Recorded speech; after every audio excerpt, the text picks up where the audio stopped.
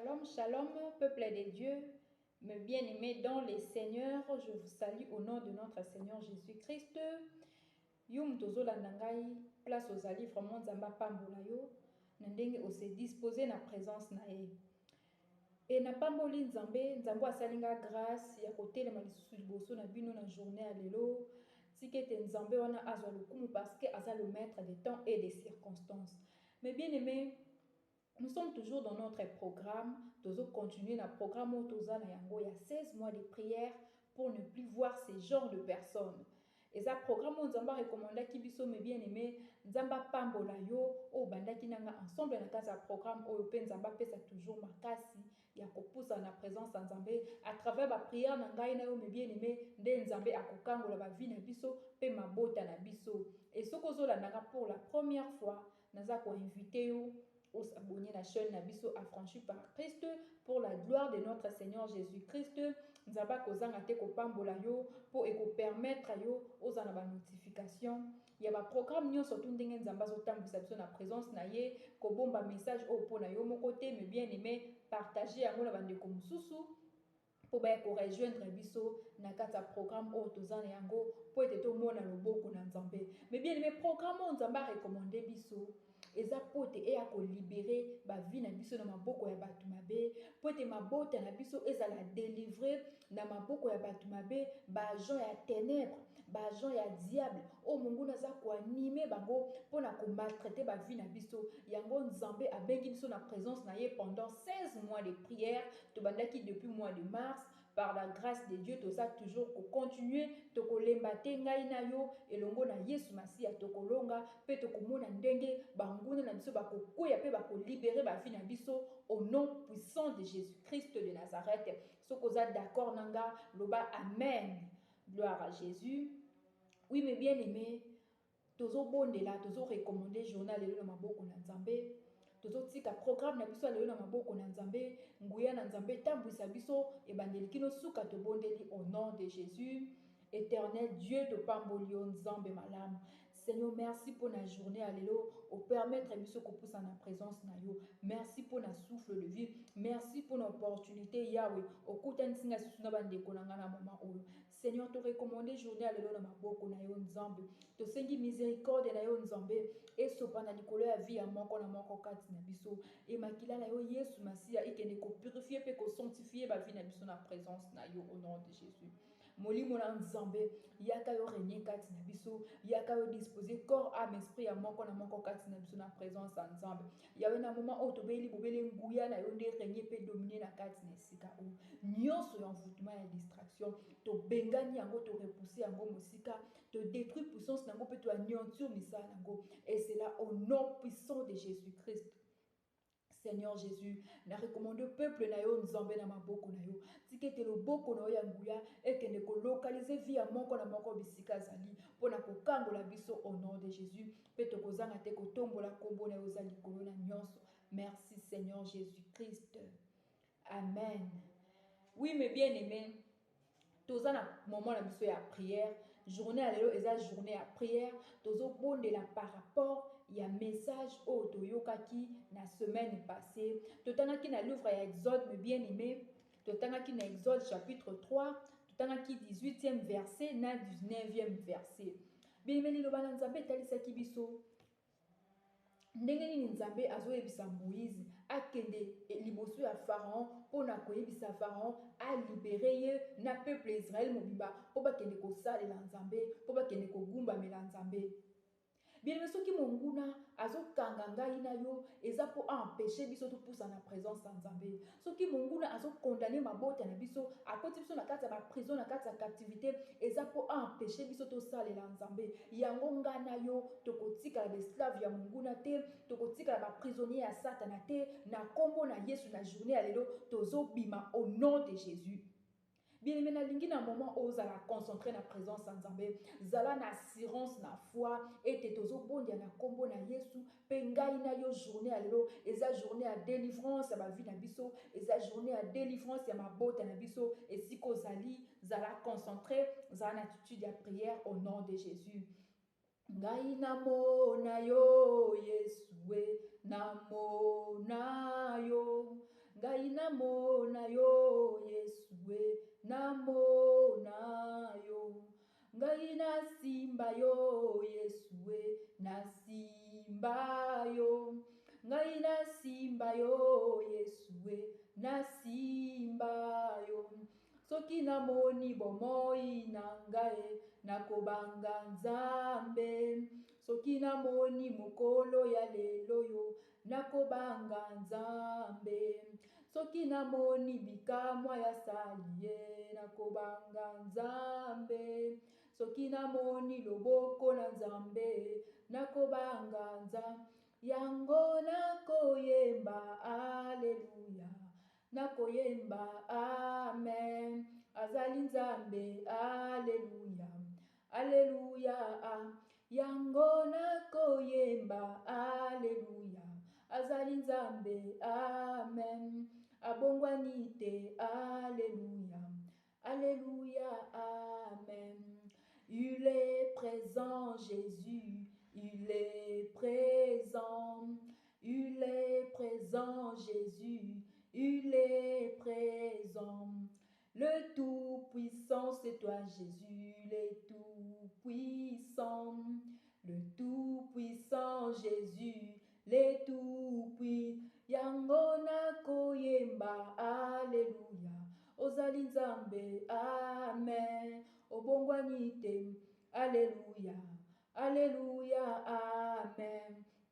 Oui, mes bien-aimés, Jésus-Christ de Nazareth est le Tout-Puissant. Yesu Masiya bongwanite, il est le même hier, aujourd'hui et éternellement. Nzambe oya kangola ki peuple Israël n'attend à Moïse. Nzambe wana bongwanite. L'Éternel des armées, il n'a jamais changé. Et na moment où me bien aimé ngai na yo tozo bana ko tombo la kombo na Yesu. Tozo ebisa Yesu Masiya. Na moment où te lever kombo na ye parce que na nguya na ye nde ngai na yo tozo za la libérer parce que na nguya na ye nde mabota na biso zo za la délivrer to tombo li kombo na Yesu au nom de Jésus. Banda ko élever le nom de Jésus, le nom qui délivre. Jésus-Christ de Nazareth. Yenda bimisaka na ba prison, yenda longola ka batu na se ba condamnation, yenda longola ka batu na se ba lois établies, yenda longola ka batu na kata activité, yenda longola kabatu na kata souffrance, yenda longola kabatu na kata malheur. Banda ko élever le nom de Jésus. Alléluia. Jésus-Christ de Nazareth, tu es au-dessus de tout. Nguya moko te kokani na nguya na Nzambe. Kombo moko te kokani na kombo na Yesu Masiya. Le nom de Jésus-Christ. Yango dezo kango la biso na journée alelo. Nguya na Yesu Masiya. Yango dezo libérer biso na moment oyo. Nguya na Yesu Masiya. Yango dezo kita na moment oyo. Pona ko délivrer biso, pona ko longola biso na maboko ya banguna, pona ko anéantir puissance Seigneur se condamne na biso au nom de Jésus. Jésus-Christ de Nazareth, osa ko mériter gloire, osa ko mériter louange, osa ko mériter honneur, osa ko mériter acclamation, osa ko mériter élévation parce que tu es au-dessus de tout. Ni n'est semblable à toi, éternel. Tu es l'incomparable Jésus, l'éternel qui délivre, l'éternel qui libère, l'éternel des armées, osa puissant, osa likolo na nyonso, oyango na moment o totombo linguya na yo, totombo likombo na yo Yesu Masiya. Tu qui était le kumu kembo pe masange les ondes paille na yo au nom de Jésus. Oui, mais bien aimé, ce qui ngai na yo tokozala libéré, et à cause du sang de l'agneau. La Bible nous dit, ils l'ont vaincu à cause de la parole de leur témoignage et à cause du sang de l'agneau. Na makila na Yesu Masiya, nde sombaki ngai na yo, makila na Yesu Masiya, nde yaki kobimisa ba vie na biso na kati ya captivité, na se ya condamnation ya muguna. Yango na moment obanda ko invoquer le sang de Jésus. Belela makila na Yesu, ekende ko libérer bomoi na yo. Esika nyonso o muguna kangaki yo, esika nyonso muguna kangaki libota na yo, makila na Yesu nde somba biso na ngomba ya Golgotha. Banda kobela le sang de l'agneau. Makila na Yesu ekita. Esika nyonso ba kondenaki bomoi na yo au nom de Jésus. Makila na Yesu ekita. Esika nyonso ba kondenaki corps âme esprit na yo. Esika ba kondenaki vie na yo na kati ya captivité, na emprisonnement. Esika ba condamné libota na yo, ba condamné vie ya bana na yo, ba condamné vie ya mobali na yo, ba condamné vie ya mwasi, ba condamné ba frère na yo, ba condamné santé na yo. Monguna zwibino akoti bino na kati ya prison. Monguna zwibino bino akoti bino na kati esclavagisme po maltraiter bino po torturer bino o makila na Yesu esopanaki na ngomba ya Golgotha po na kosomba biso makila na Yesu Masia ebanda ko racheter vie na yo ebanda ko bimisa yo ekende ko réclamer yo mes bien-aimés. Ta vie appartient à l'Éternel. Yoza mwana na Nzambe ondima Yesu Masia na kati ya bomoi na yo lokola kolo mokonzi pe mobikisi okoki kozala jamais koumela na kati ya prison ya monguna okoki kozala jamais kodemere na kati ya captivité monguna akoki koretenir vie na yo pendant longtemps te monguna akoki kokondane libota na yo mpo na libela te ona moma o makila na Yesu ezokende kobimisa yo esika nyonso bakotisaki yo banda kobelela makila na Yesu au nom de Jésus. Le sang de Jésus, et ça va condamner qui vient là-bas cimetière. Makila na Yesu ezokende ko libérer au nom de Jésus. Et ça va condamner qui vient na sena mai. Makila na Yesu ezokende ko libérer bino. Et ça va village natal. Et ça va village là-bas en centre. Partout bisika ba condamner qui vient nandaka banganga, nandaka ba magicien, nandaka ba marabout. O ekoma prison et emprisonna ba vie na bino et emprisonna libota mobiba. Oh que le sang de l'agneau, que le sang qui crée plus que le sang d'Abel, le sang de Jésus-Christ. Makilo ezana nguya ezokende ko libérer bomoi na yo ezokende ko libérer libota na yo ezo libérer nyonso ya yo esengeli osale la Nzambe esengeli ogumba mela Nzambe esengeli opesa bomoi na yo epai na Nzambe makila na Yesu Masia ezokende ko racheter bomoi na yo et c'est là au nom puissant de Jésus-Christ de Nazareth au nom de Jésus ndenge tozo bondela ndenge ezo sala mela biso na kombo na Yesu Masia ngana yo toza libéré au nom de Jésus. Amen. Oui, mes bien-aimés, nalingo poussa na lisusu na présence en Nzambe. Nalingo kota lisusu na profondeur ya bonzambe. Nalingo kota lisusu na kati ya profondeur ya kozala concentrer lisusu na prière aux obondela. Parce que journée à l'élo, eza journée à délivrance puis à libération ya bomoi na ngana yo au nom de Jésus-Christ de Nazareth. Oui, mes bien-aimés. Soki monguna aza kokanga biso na ba prison alingi éloigner biso na présence ya Nzambe aza kaka na objectif moko po ete to bénéficier na loboko na Nzambe te po ete to mona misala na Nzambe na ba vie na biso te parce que soki to poussa na présence ya Nzambe nde Nzambe akokangola nde Nzambe akopambola nde Nzambe akobongisa ba vie na biso yango monguna kangi biso po to poussa na présence ya Nzambe te po to mona nkembo na Nzambe te na ba vie na biso banda siko pondela au nom de Jésus. Esprit nyos o eza mandaté na monde ya ténèbres pona ko empêcher ngai na yo pona ko empêcher libota na yo bomona lipamboli na Nzambe bomona nkembo na Nzambe pona ko empêcher bino bomona misala na Nzambe na kati ya ba vie na bino banda ko benga na yango banda ko détruire yango banda ko bebisa misala na yango et libérer bomoi na yo et libérer libota na yo et libérer ndako na yo banda ko bondela au nom de Jésus banda ko bondela au nom de Jésus banda ko bondela au nom de Jésus, esprit nyonso, moto nyonso, o asa envoyé, asa mandaté par le monde de ténèbres, o ba pesi mission ya kokanga yo po poussa na présence na Nzambe te, po mona lipamboli na Nzambe te, po mona loboko na Nzambe te, po mona nkembo na Nzambe te, po makambo vie na yo tambola malamu te, banda ko benga na yango, o esprit nyonso tout maléfique, esprit démoniaque, esprit humain, o ezaka contrôle ya bomoi na yo, eza ko empêcher o poussa na présence na Nzambe, eza ko empêcher o mona loboko na Nzambe eza ko empêcher aussi ba bénédiction eza ko éloigner na présence ya Nzambe po nkembo na Nzambe talisama te na bomoi na yo banda ko ordonner na yango et libérer bomoi na yo et libérer ndako na yo etika yo nom de Jésus esengeli yo mona loboko na Nzambe esengeli yo mona lipamboli na Nzambe esengeli yo mona misala na Nzambe esengeli vie na yo et bénéficier na grâce ya Nzambe et bénéficier na bonheur pe grâce o eza ba promesse on Nzambe alaka biso esengeli ba promesse on Nzambe alaka bomoi na yo et banda ko se réaliser puissance nyonso o eza ko empêcher yo o mona loboko na Nzambe etika bomoi na yo etika libota na yo au moment où je parle esprit nyonso o eza ko kanga bana na Nzambe po te ba mona lipamboli te o eza ko kanga bana na Nzambe po ba vivre ba réalité ba promesse ya Nzambe te na bomoi na bango au nom de Jésus allez banda ko libérer au nom de Jésus banda ko libérer au nom de Jésus te détruire puissance na yo te bepisi misala na yo te anéantir force na yo te rendre au nul sans effet allez banda ko libérer ba vie na biso banda ko libérer mabota na biso banda ko libérer misala na biso banda ko libérer ba avenir na biso banda ko libérer nyonso eza ya biso na kombo na nguya na Yesu Masia.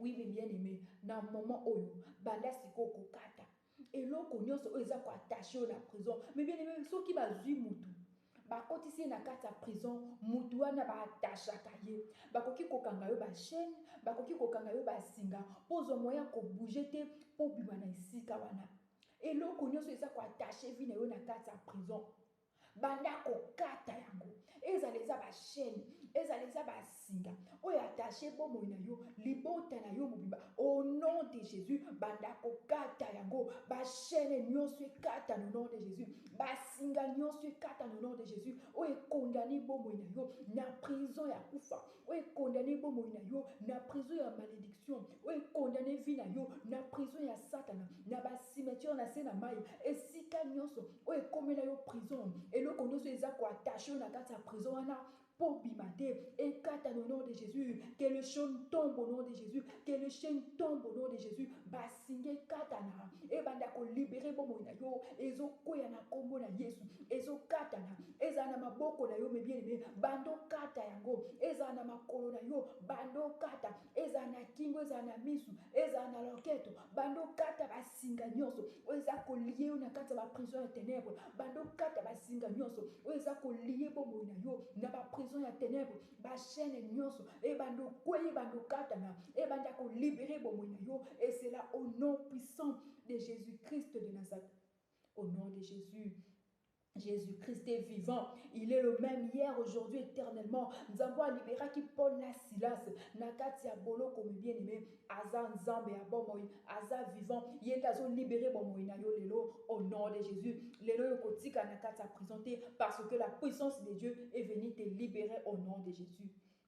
Mais bien aimé, peuple Israël, tant que bazalaki na kati ya prison, ba égyptien nde bazalaki bato babandaki ko torturer bango. Égyptien nde bazalaki bato babandaki ko maltraiter bango konyokola bango ko faire souffrir bango na kati ya prison bien mutu aza na kati ya prison aza mutu bazo nyokola bazo torturer bazo maltraiter bakosala yo nyonso balingi e ba maltraitance wana nyonso bazosala bavi na biso yango ezokoze bamalade na moment oyo banda sikoyo kokweiza mutu nyonso bapesa ye ordre ya komaltraite bomoi na yo esika wana place bakangaki yo mutu bapesaki ye ordre ye nde anyokolaka yo apesako batravaux forcé atorturaka yo banda sikoyo koekrase ye banda koniata ye banda kozwa fimbu banda kofiakula ye au nom puissant de Jésus mutu nyonso azwa mission ya komaltraite yo na baprison ya ténèbre mutu nyonso azwa mission ya kotorturer yo na baprison ya ténèbre mpo koma aire nyonso malade banzoto pasipasi mpo ozala na esengo te banda koekrase ye banda koniata ye banda kotambola likolo na ye banda kofiakula ye banda koniata ye au nom de Jésus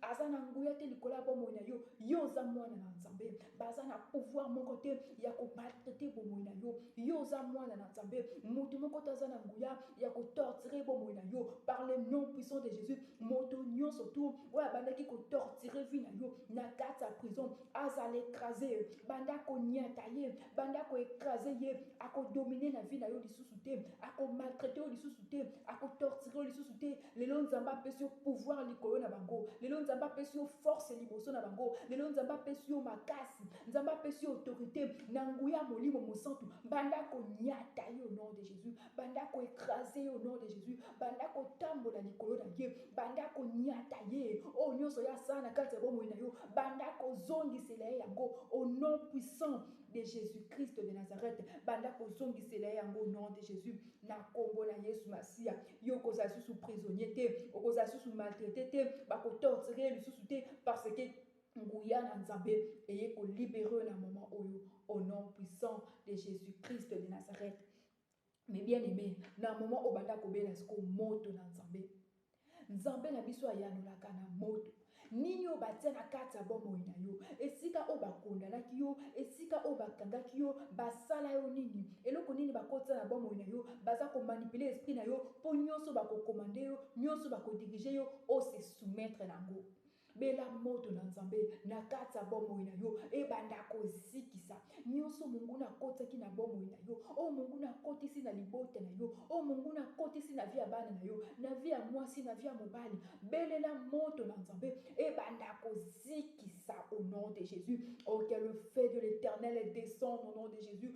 Moto na nzambe ebanda kokota na kati ya bomoi na yo, ebanda kotumba nyonso tu o monguna aye koseme na corps na âme na esprit na yo, o monguna aye koinjecte na bomoi na yo po bamanipulaka yo, po basala na yo nyonso balingi, po nyonso bakoimpose yo o se soumettre na balwa na bango. Belela moto na nzambe ebanda kotumba ebanda kozikisa au nom de Jésus. Nyonso ekota na kati ya bomoi na yo, nyonso esalami na kati ya libota na yo, nyonso esalami na vie ya bana na yo, moto na nzambe ebanda kozikisa yango, ebanda kotumba yango, ebanda kobebisa puissance nango, ebanda kobebisa misala nango. Moto na nzambe ezokota na kati ya bomoi na yo, moto na nzambe ezopela na ndako na yo, ezopela na kati ya libota na yo, au nom puissant de Jésus-Christ de Nazareth.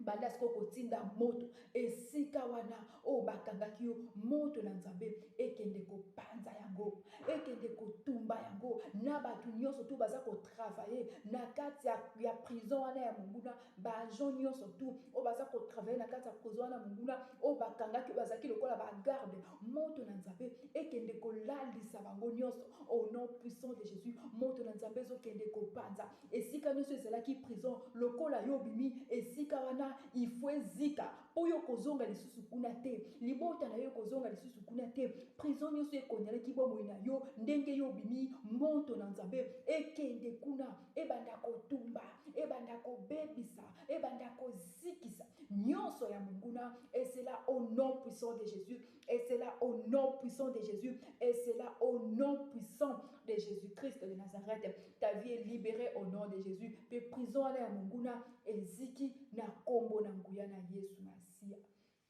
Oui, mes bien-aimés, banda siko kobela nzambe yebisa nzambe na nguya ekomi siko tango ye ase manifester, ekomi siko tango nzambe asembola loboko na ye pona ko accomplir délivrance na kati ya bomoi na yo, pona ko accomplir délivrance na kati ya libota na yo. Banda ko bondela au nom de Jésus. Bien-aimé, oza tango na nzambe ekomi siko tango nzambe ase manifester na kati ya bomoi na yo, esengi siko tango loboko na nzambe ese manifester na kati ya libota na yo, ebanda ko accomplir délivrance, ebanda ko libérer bomoi na yo, et libérer santé na yo, et libérer ba projet na yo, et libérer corps âme esprit na yo, et libérer même mayele na yo, mayele ya bana na yo, ba projet ba faire nyonso ekangamaki loboko na nzambe ebanda ko libérer bomoi na yo, loboko na nzambe ebanda ko accomplir délivrance na kati ya bomoi na yo, na kati ya libota na yo, au nom puissant de Jésus-Christ, au nom puissant de Jésus-Christ, au nom puissant de Jésus-Christ de Nazareth. Banda ko pambola nzambe, mes bien-aimés. Pesa nzambe merci. Nzambo azalaki na biso na présence na ye. Nzambo ayoki libondeli na ngai na yo. Nzambo se manifester puissamment na mama oyo. Nzambe wana zwa lokumu. Kaka yende aza capable ya ko délivrer ba vie na biso. Kaka yende azana nguya pazana makoki ya ko libérer biso, ya ko to pambolier pour la délivrance ou accorder biso na journée à lelo. Kumama na yo zanzambo bongwanite. Merci Seigneur pour la délivrance. Oui, quoi accorder peuple na yo. Voilà to pousser na présence na yo mon santo. Na biete nguya na yo et koti na kata bomo ya moko na moko pour na ko délivrer pe ko libérer biso au nom de Jésus. Merci Seigneur Jésus-Christ. Oui, mes bien-aimés, vraiment nzamba pambola yo, olekisi ton na yo pambate parce que opusana ki na présence en nzambe et vie na yo eza susu lolengi mon côté parce que le boko na nzambe eye ko kangola bomoi na yo au nom de Jésus. Nzamba pambola yo, pe nzamba pesa toujours makasi ya ko poussa na présence en nzambe, tozo continuer toujours na kata programme tozana yango, vraiment partager vidéo pour la gloire de notre Seigneur Jésus-Christ. Et na sengi na yo soki na no s'abonner te, o s'abonner déjà na chaîne na biso affranchi par Christ, pe nzamba kozanga te ko pambola yo, tokutani à la prochaine, que Dieu vous bénisse.